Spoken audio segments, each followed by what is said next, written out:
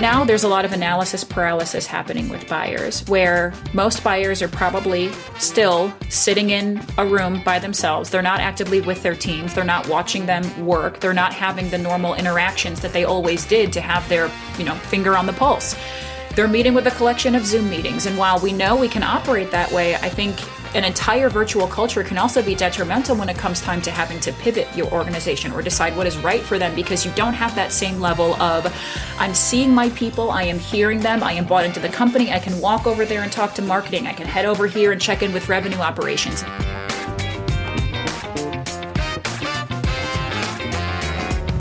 Hi, friends. Welcome to the Sales Enablement Podcast. I'm your host, Andy Paul.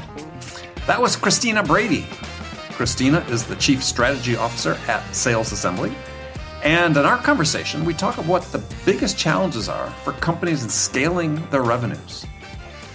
After that, we then shift gears and dive into the topic of certifications. More specifically, this is a topic that gets revived every few years. Should there be standardized certifications for salespeople? Like there are licensing exams that exist for CPAs and for lawyers and doctors. So should we be doing the same for sellers? We also then dig into sales cycles. Data suggests that the average deal cycle in B2B tech is transitioning from 60 days to 75 to 80 days. So we dive into this and explore what these longer and more involved sales cycles mean for sellers and for sales leaders. So we get into all of this and much, much more.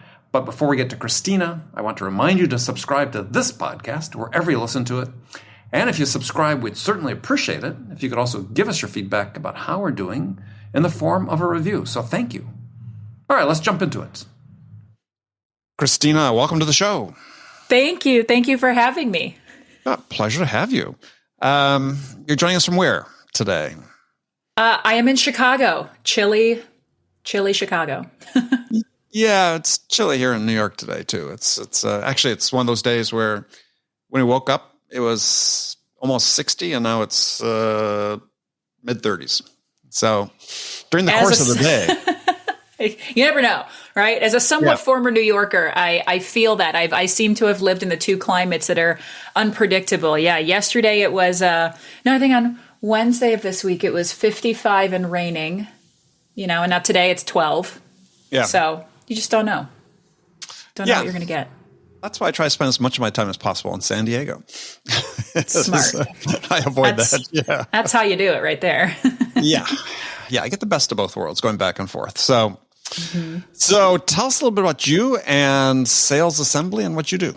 Yeah. So I'm the Chief Strategy Officer of Sales Assembly. And what we do is we help companies scale. So we're specific to the B2B tech space, and we basically help partner with them to provide every employee at our member companies with everything they need. So training, strategy, hiring, advisory, certifications. It's essentially meant to partner with them to save them a lot of time, save them a lot of budget, and attack their needs as they scale on an individual basis for all of their employees, regardless of role. So I've been there for outside of sales even. Oh yeah. Sales, marketing, client success, revenue operations. We have some HR content. We lean in with the executive. So it is meant to address the entire revenue engine. And a lot of those roles, I think to your point, that don't necessarily always get the support, right? The support always goes to the sellers, but then you have maybe a new ops professional who's like, I would love some training. We're here. Yeah. That's what we do. Okay. Yeah. All right. So there's a question I've always been fascinated by is what does a chief strategy officer do? Depends on the day. I chief a lot of strategy. My role here is I really address kind of our executive presence and make sure that my ear is to the ground in filling gaps. So I look out for our product and I look out for our curriculum, and I make sure that basically what we are offering in membership is actually meeting the needs of the folks that we are serving. And so for me, I've got my eye set on product iteration, tweaking, Q&A, creation. And then also I work a lot one-to-one in an advisory standpoint with executives and leaders. Like I'm an executive coach. I love doing that. And so think of strategy for the business from are we actually serving our members the way that they need to be? And are we evolving as they do so that everything we offer is always relevant and timely? So that's where I'm plugged in. So when somebody decides to join a company decides, because it's companies that are members, right? Right. So when a company decides to join Sales Assembly, what's typically, the challenges they're confronting at that point in time? I would say, so we have some members that are just getting started, pre-seed, seed companies. We also have some really big names like LinkedIn and Groupon and Glassdoor. And I would say those outliers are using it for more individual team needs. The average company, probably that Series B, C, maybe 100 to 500 people, they have I always say they're competing for a lot for $1 worth of spend, right? So we have $1 and we can either spend it on marketing, or we can spend it on hiring, or we can spend it on sales training. Where do we spend that $1? And a lot of times they have the vision, they have the people in place, but they don't have the resources they need to properly enable their folks or pay what they need to be competitive from a hiring standpoint. Maybe they're starting to experience some of the struggle of rapid scaling, like changing of comp plans and quotas and shifting OTEs. We lean in where we need to with those, and we'll help to train their folks. We'll help them to hire and find the people that they need. We'll meet on a one-to-one basis with their leadership and help them solve those comp and quota questions. So we kind of lean in all those areas. So you actually get involved with hiring? We do. Yeah. We have a really kind of unique hiring platform, and it's all included in membership. So you could hire 100 people with our help, and we don't charge you a dime over what you pay for membership. So, yeah, you have an interesting membership. Because I was talking to one of your founders 6 months or so ago. We were having a conversation, and I thought it was fascinating. So, one price, right? One price. That's right. There's one price. It's all in. Never ask you for another dime throughout the course of that year, no matter what you utilize. So it's like a buffet. Yeah, and is it tiered by size of company, or it's the same price for all companies? It's the same price for all companies. So and part of it is we want to keep it really, really simple. We want to keep it very digestible, and our whole mission is helping companies to scale. And so it's always felt somewhat punitive to help them scale, help them hire, help them grow, and then charge them more because of that. Right? It's like, well, you helped us get here, and now it's more expensive because of that, So, and again, the idea is, I know what companies pay for the resources that we provide. I used to be one of the buyers for that, and it's really hard to scale when you're paying 6 figures for training, or paying 6 figures for hiring, or when you have to hire a consultant and pay them $50,000 for 2 meetings, and then you still have questions. And it's so hard to get done what you need to get done. And then you think every department in a growing SaaS business has those exact same needs, and everyone's fighting for the budget and the time and the resources. So we're trying to shake it up. Yeah. I mean, that's very different. It is. It's the approach. So, I find it very interesting. I mean, I think that there's a lot to be said for that. People derive different value from it based on the organization. But if you have one fair price, I don't know, from a marketing perspective, it seems like it's very attractive, I think, to clients. Thanks. That's what we're going for, and Good. It's coming from working in executive level positions at 2 member companies. So I come from Groupon, I come from Glassdoor, both of which are still currently members. It's, the value that I can bring is, let me put myself back there and think about what was frustrating me every day and what I needed, and now take that knowledge and build it into this membership, and just keep making it stronger and bigger and bigger. And of course, the power's in the community. So what's neat about it is it's a gigantic community. We've got almost 200 tech companies that are involved in this. That's 25,000 people.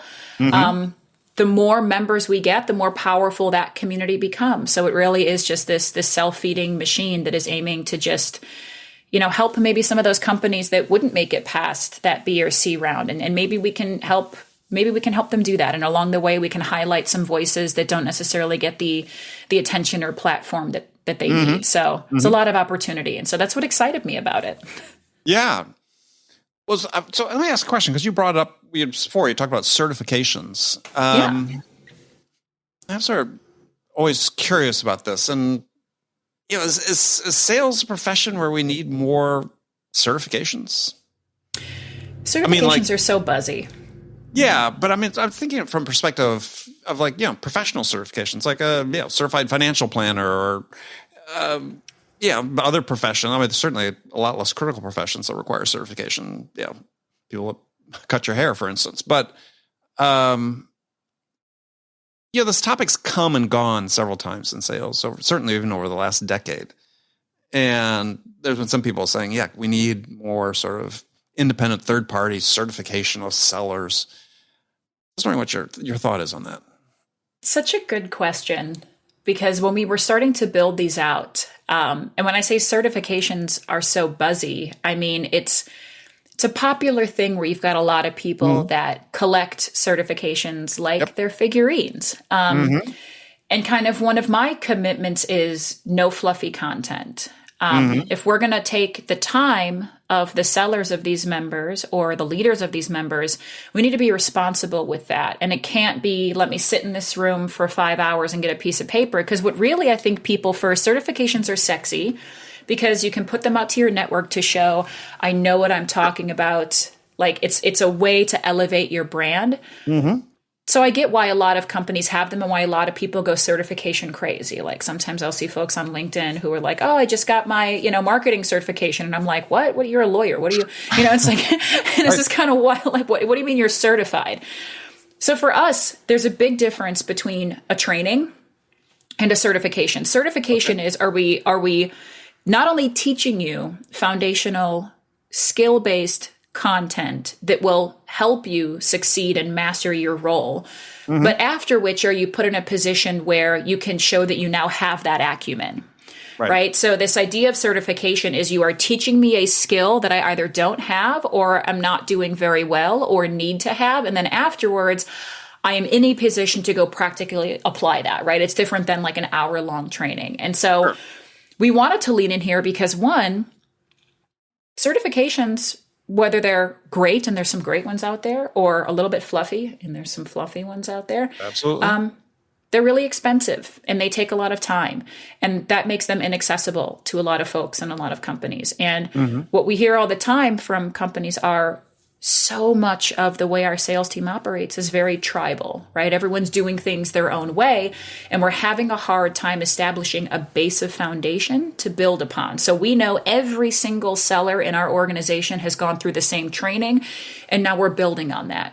So certifications can help with that, where if you know that, hey, if you're going to be an AE at XYZ company, we go through this certification, you get these foundational skills, you get certified in that content, and now we know that we're able to build our sales process on top of that.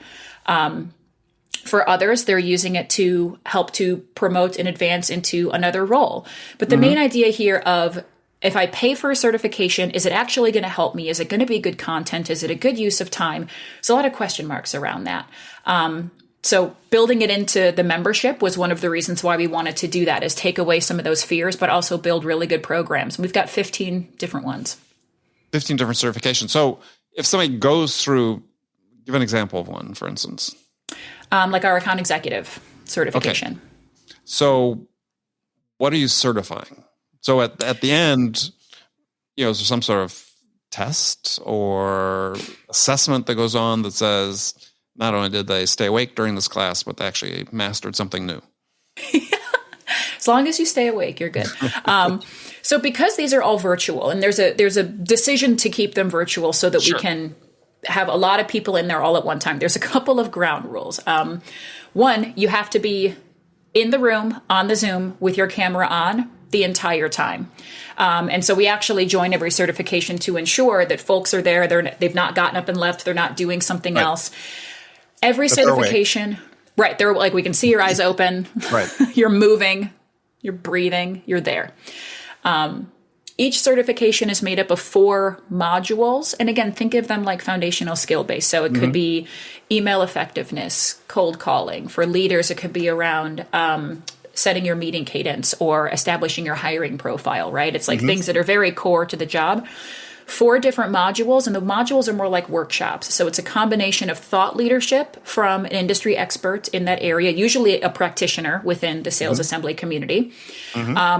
Open dialogue and discussion, and then small group breakouts and conversations and activities where they'll go take the take what they've been taught, go into a room with 5 others of their peers across the tech community, do this exercise together, come back into the room and kind of share what they learned, get feedback, hear about it.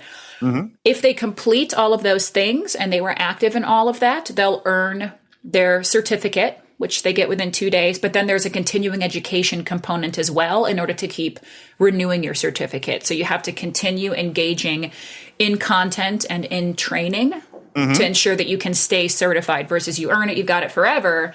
It expires after 1 year, and then you have to actively continue to participate and train in order to remain certified.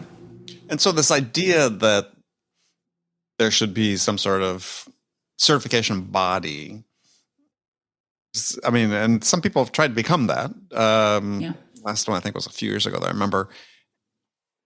Is that something that you think employers care about, don't care about? I think employers care that their teams are, if they're not going to be spending time doing their job, that they're spending time doing something that's going to help them do their job better. Certifications are a great way to do that if you do them correctly, because you know that it's focused on very tactical job skills. So a lot of our companies like those and want folks to go through them because they know it is very, very honed in training that they will hopefully see an ROI and better performance and at least an appetite for learning amongst the groups. And they're not wasting their time off the floor. Because again, that's a big responsibility, right? We're going to take 30 of your sellers off the floor for 6 hours. That costs a lot. Like if you think about the cost of so we have to be responsible with that and say by the time they come back to their seat tomorrow, they're going to perform better. They're going to use what they learned. There's going to be a turnaround. Yeah. I mean, do you typically do the certification cohort based, do it all in one day? We do. Now it's all in one day. So it used to be 2 days. And we got the feedback that for a lot of folks, actually, especially the leaders for the leadership certifications, that it was really hard to set aside that time. And I was like, that's true. So we condensed it into one long day. There's a couple of breaks in there, but it really is like a put on your sweatpants, bring your coffee, jump in front of your Zoom and like, just get ready to learn. You know, and we tell people like, if you can, turn off your email, turn off your phone, just be here, make the investment. We've got some brilliant folks who are going to teach you some really cool things and take advantage of it. Yeah. You see that possibly becoming an actual event at some point? A live event? Live, yeah. In person? Maybe. What's good about having it virtual is the room has become global. You know, so for example, our last BDR certification, we had almost 300 individual folks who were getting certified from the US, Canada.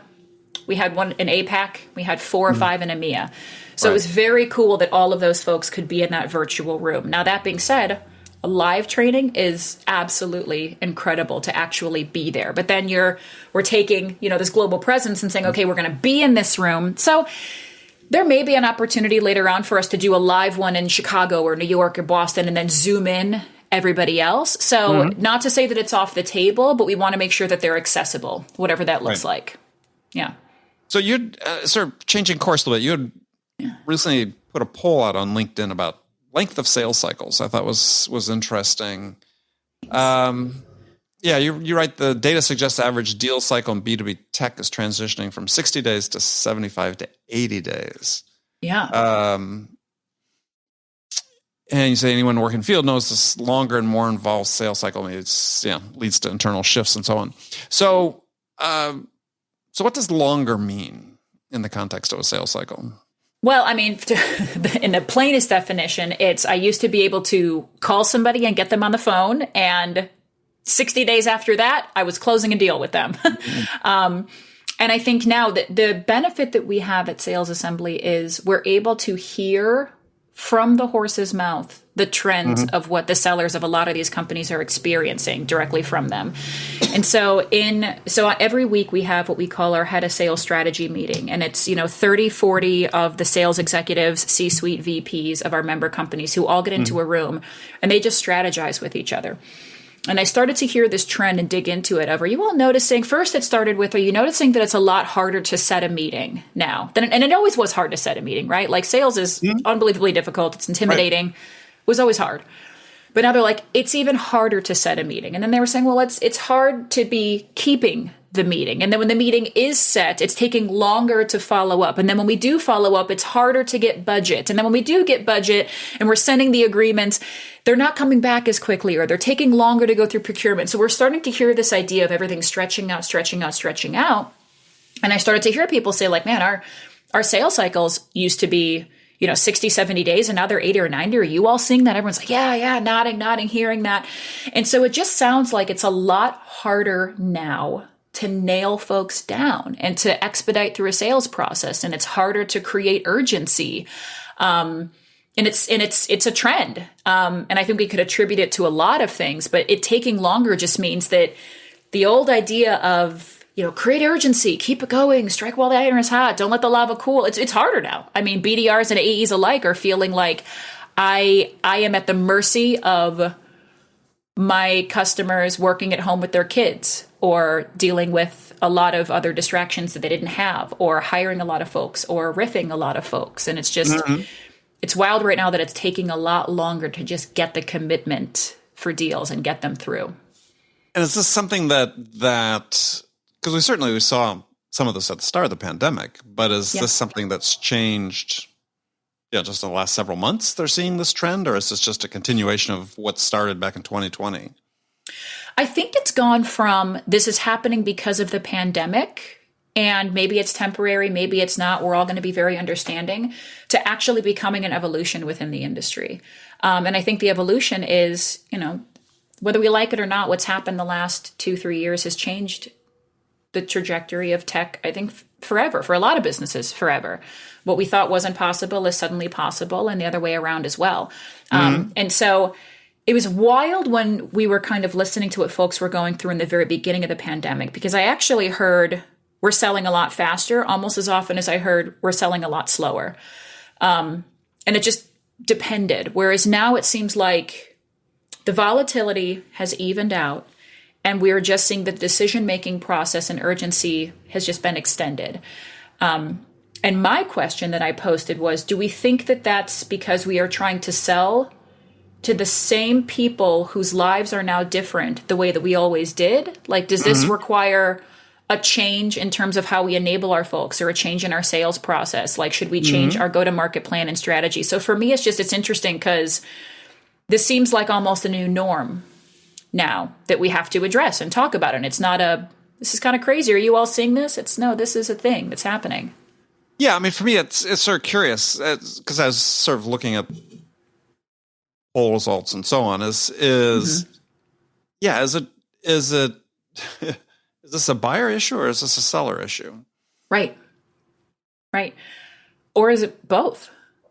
I mean, because one question I'd have is are sellers having to spend more hours on each opportunity? It's an interesting way to look at it.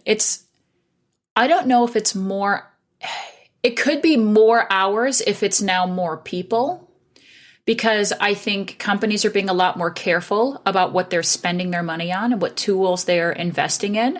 And so I think there's more decision makers that are brought in, and that requires more time. Right? Like, we're hearing a lot happening where what used to be one decision maker, now they're looping in a second and a third and a fourth. And once we've decided what we all want to buy, now we have to go through procurement, right? So it's like, that's taking a lot longer. Yeah. I mean, Gartner's had their research, the last umpteen years about a number of stakeholders going up. I mean, I think the last one I saw was, 14 or 18 or something, but it's wild. Yeah. Whether that's really truly the case or not in terms of what their involvement, the reason I asked the question is because I think not enough people look at this in the way that they should, which is that, your sellers are basically an inventory of hours, right? And you need to understand how much revenue per hour they're generating. And if deal cycles are stretching, are you investing more of the hours of the sellers in order to get the same outcome that you were before? In which case, your total productive capacity from a revenue standpoint is dropping. Right. So, these are really important things for companies to understand. I'm just wondering what we're really seeing, right? Is it decision cycles getting longer, or has something happened where we're less effective sellers? And it's really the sales cycle that's getting longer. Well, it's the sales cycle that is being extended. It's almost like there's more time in between each stage, at least from what we're seeing, right? Because people are like, the most layman's term way to put it is people are harder to nail down. I'm having a much harder time getting that interested prospect on the phone. When I do get them on the phone, I'm having a much harder time being able to set my follow-up with them because there's so many distractions. And so for me, it's this buyer unavailability, even if that buyer has an interest in purchasing. It is so much harder to create the urgency between each step. And so what used to be, let's sync in a few days, becomes let's sync in a few weeks. And then when we sync in a few weeks, somebody couldn't make that meeting because, their child got sick and they had to go to the doctor. And so now we have to meet in 2 more weeks. And so it's like, it's this idea that everything is getting stretched, which to me, when you talk about ineffective sales process, I think what we should actually be looking at is the front of the funnel. And if we accept the fact that the sales process may be taking longer, then we should probably be throwing more hooks. Like there's probably some more bandwidth, because I don't necessarily think it's that we're having to spend more time convincing or more time selling, or my demos used to be 25 minutes and now they have to be 50. I'm just having to hit them a lot more often over a broader period of time. So if we increase the burner at the front end, it could be a way to address that, because you would likely have a little bit more time now to put a few more hooks out because you know that it's going to be extended a little bit longer. Yeah. Well, I think this is an issue which doesn't get enough attention, because we get data like this, but I think we don't ever really truly understand what it means. And it's hard to make decisions on that. And I say we collectively as a sales profession and so on is if decision cycles, certainly I think your point is right, is if decision cycles have stretched, meaning it's being driven by the buyer, and we're, as sellers, are not investing more sales time on each opportunity over an extended period of time, right? So if a deal goes an extra 15 days, I'm not putting in 3 more customer interactions in there, but it's whatever number I had before, it's still the same number, just stretched over a longer period of time.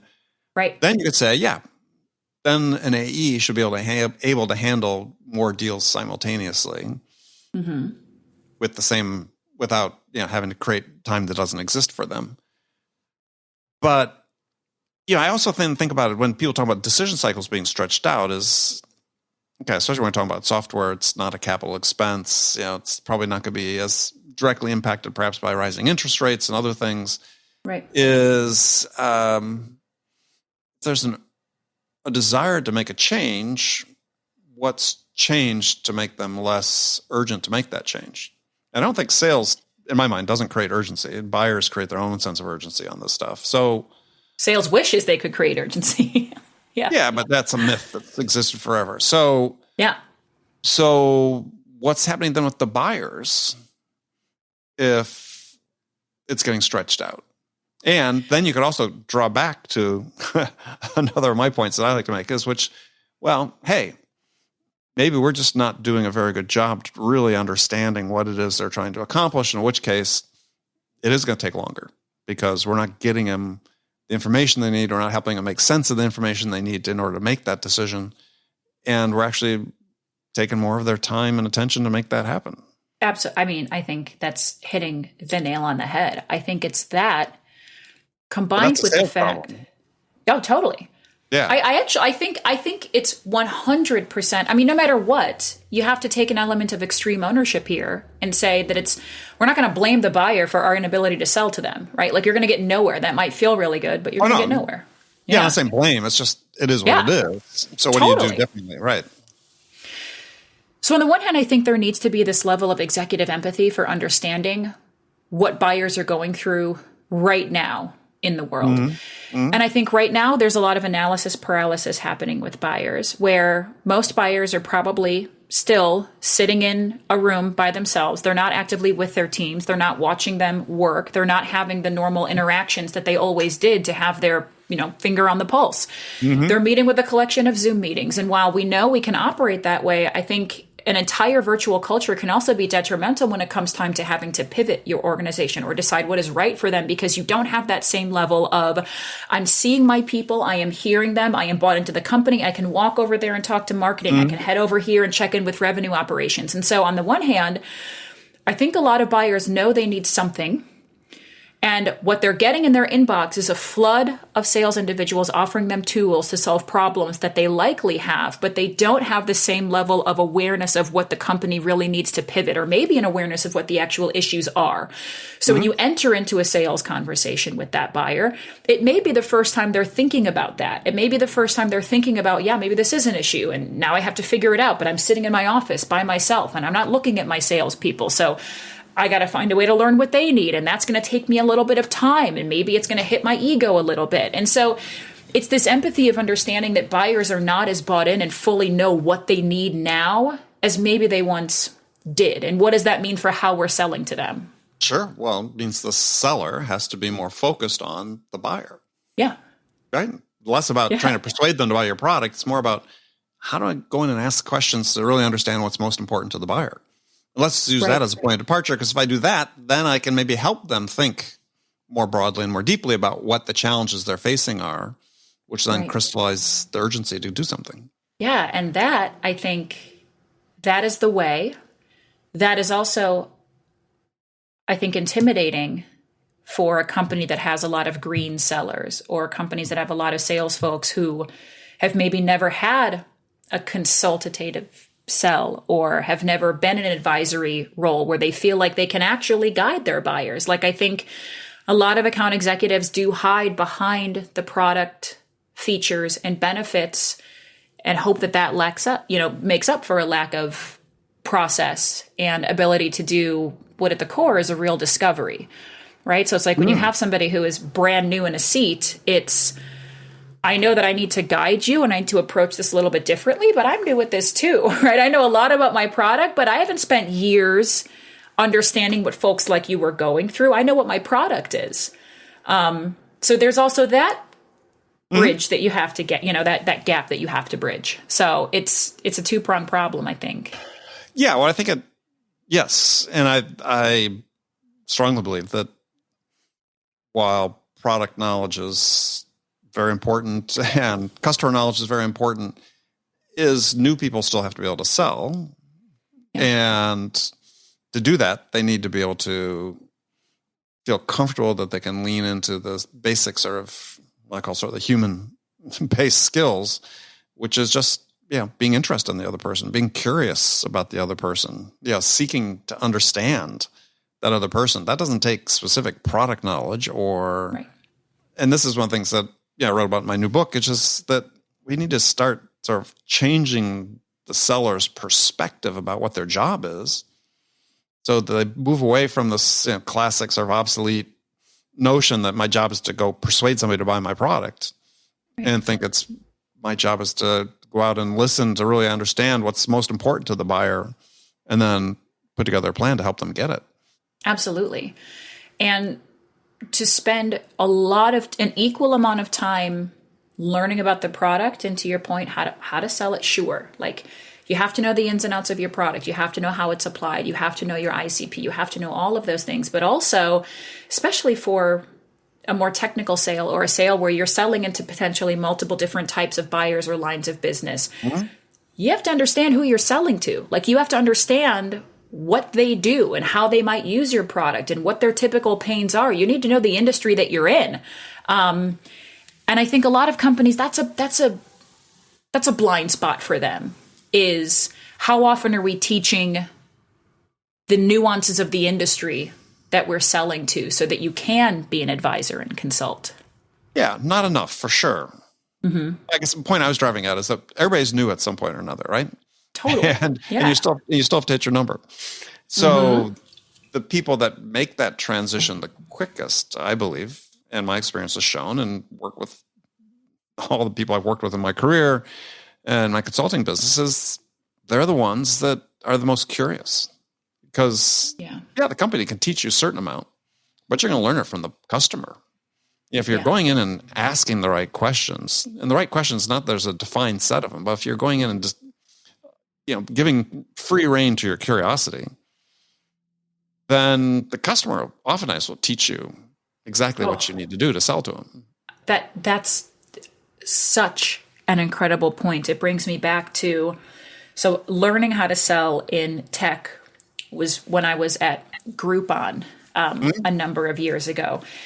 And what was interesting about working there is at the time that I was there, it wasn't really segmented based on industries. Like it wasn't, here's food and drink and here's, luxury and here's activities. It was, here's all of the businesses in Chicago. Right. Go get them to buy, go sell to them. Right. And I remember we were handed this like giant, it was literally like a giant binder that without exaggeration, I think it was like 6 inches thick, and it's like, read this binder, everything you need to know and go. And I remember my very first sales call when I got up the energy to sell, and I was calling a spa and I was going to try to sell them a massage Groupon. And I was dialing, and in my back of my mind, I'm like, please don't answer, please don't answer, please don't answer. Because I didn't, I didn't know what I was. I was like, this is my first call. I just read the binder, and now I'm like, here's a spot, let's do it.